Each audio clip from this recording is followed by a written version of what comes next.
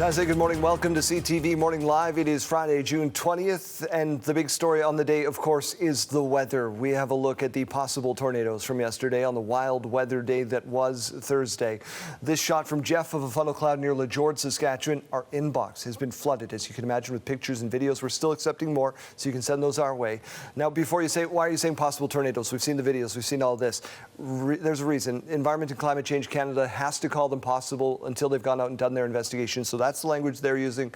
That's what we're going to go with. So if you hear possible, don't get triggered by that. Let's bring in our weather specialist, Kayleen Sawatzky, right off the top. We saw a number of videos online yesterday, pictures, all those things.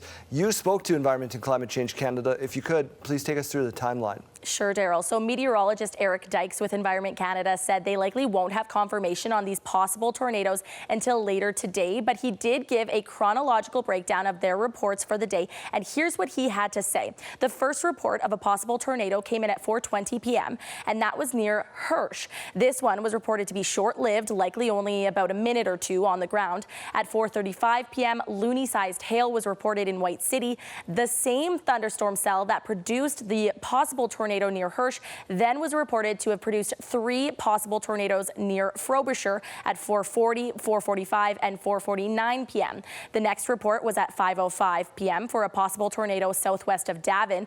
Additional information provided about this one indicates that it produced 3 funnel clouds before producing the possible tornado itself. This one was reported to last about 13 minutes. At 5:40 p.m., more hail was reported, this time quarter-sized and located in Allen. Shortly after, at 5:52 p.m., a short-lived possible tornado near Odessa was reported. Following that, at 6:18 p.m., another possible tornado was reported near Young. And finally, at 9:10 p.m., near Hubbard, one more possible tornado was reported. Confirmation on these numbers and locations and other details will be available later today. I spoke to storm chaser Ricky Forbes this morning, who was on the trail of the twister that touched down near Frobisher, and here's what he had to say. Yeah, this is a very strong tornado for Saskatchewan.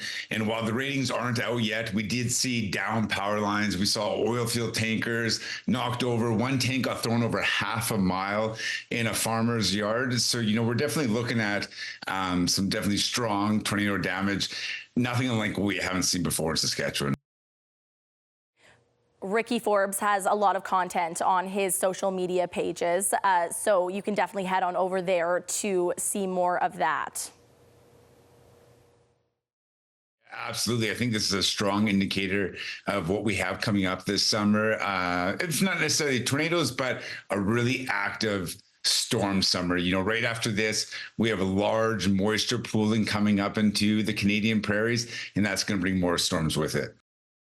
Now, that was Ricky talking about if we could be seeing more of these twisters in the summer for Saskatchewan. But remember, he is a professional. He says, do not try this at home. You can stream our full conversation right now on our websites. Daryl?